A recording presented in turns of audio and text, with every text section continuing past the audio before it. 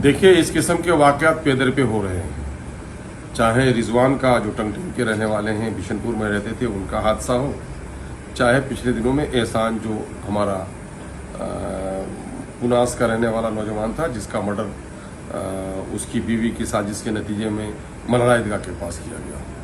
ये सारे वाक़यात एक बड़ी समाजी तब्दीली का मज़हर है। मैं तो इसकी मज़म्मत करता हूँ सबसे पहले, और मक़तूल के लिए अल्लाह से दुआ करता हूँ कि अल्लाह तबारक तआला उनके गुनाहों को माफ़ फरमाए और उनकी मग़फ़िरत फरमाए, और उनके घर वालों को सब्र की तलक़ीन करते हुए अल्लाह से दुआ करता हूँ कि सब्र जमील अता फरमाए।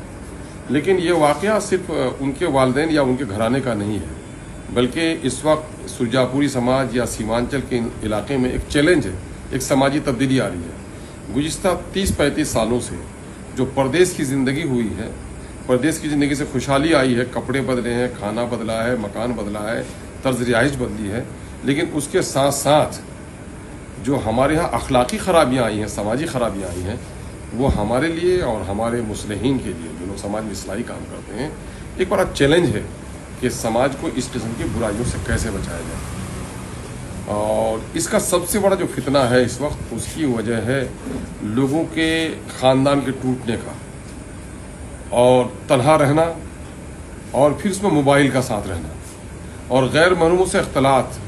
चूँकि गुज़िश्ता कई बरसों से जो हमारे यहाँ खुशहाली आई है, बिशनपुर मार्केट हम लोग बचपन से जाते रहे।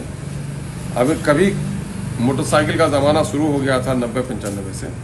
अगर कोई मोटरसाइकिल पे अपनी अहलिया को लेके आया भी तो वो मैंने पर्दे में खड़ी रहती थी, कपड़ा पसंद करने नहीं जाती थी, साड़ियाँ लेकर उनको गाड़ी में लोग दिखा देता था। लेकिन आज 90% औरतें दुकानों में आ जाती हैं। इनके शौहर मर गए, इनके बाप मर गए, शौहर परदेश में भी अगर है तो क्या इनके कपड़े ख़रीदारी के लिए हर दिन की ज़रूरत है क्या? वो तो 6 महीना साल भर में कपड़ा ख़रीद लिया काफ़ी है उसके लिए। लेकिन सब लोगों को दौलत का सिंगार, गैर मर्दों से मिलना जुलना, शादी ब्याह में इख्तलात, जलसों का इख्तलात, समाज में महरम और गैर महरम की तमीज़ का हट जाना, है ना, ये सारी चीज़ें इन चीज़ों की जड़ में हैं। हम सिर्फ आग बुझाने की बात मत कीजिए, बल्कि आग लगी क्यों है और आग लगती क्यों है, इसके असबाब पर भी हमको गौर करना चाहिए।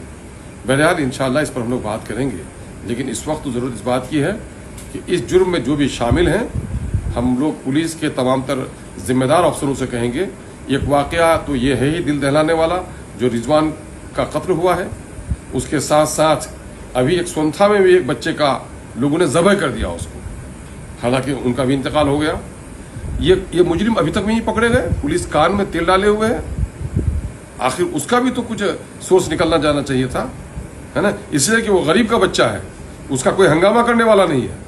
सोशल मीडिया ने उसको इतना हाईलाइट नहीं किया, और बिशनपुर वाला मामला में हाईलाइट किया तो फौरन आप आगे बढ़े और आपने फौरन मोबाइल को जांच किया, और फौरी तौर पर आपको जुर्म में कौन कौन लोग शामिल हैं उसकी एक लंबी लिस्ट मिल गई है पुलिस वालों को।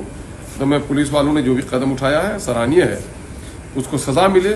और मुझको ये भी सुना कि एहसान का कातिल सुना के आ गया, अब क्या अल्लाह आलम बिस्सवाब मैं तहकीक नहीं कर सका हूँ।